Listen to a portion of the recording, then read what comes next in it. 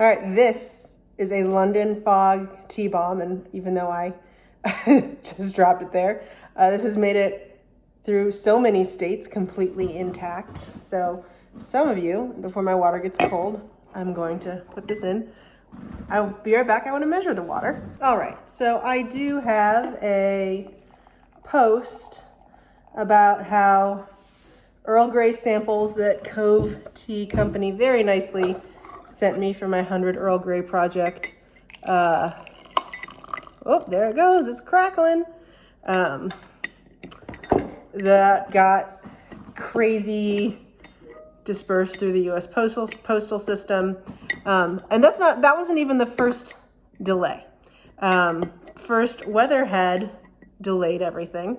So this got sent out several weeks, maybe 2 or 3 weeks late.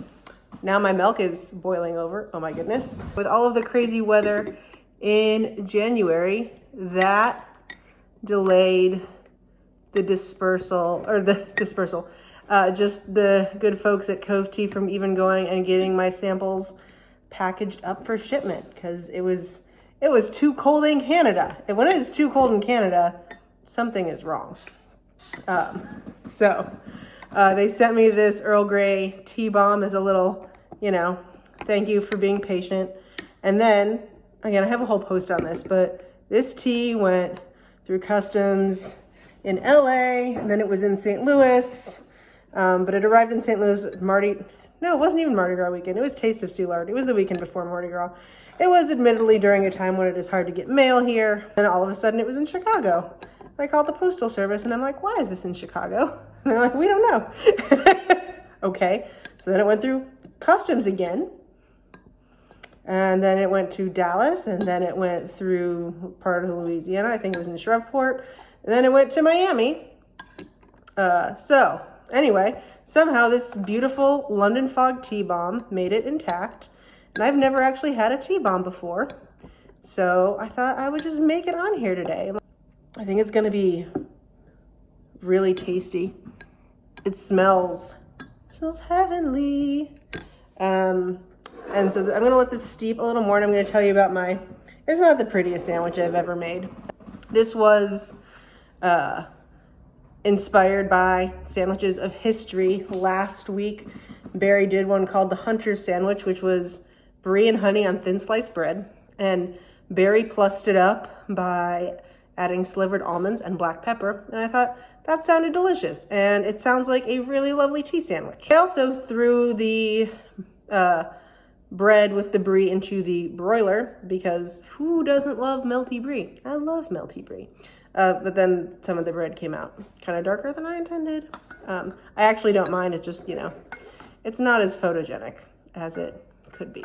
Using a coaster so I don't utterly destroy my table. All right, that seems pretty well steeped. Let's have a taste. Oh, that's so nice.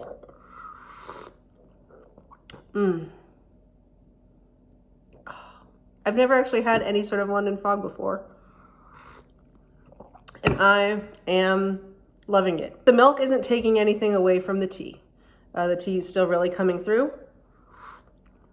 So rich but not too rich, and sweet but not too sweet. It's so well balanced, and I'm super excited to be drinking this.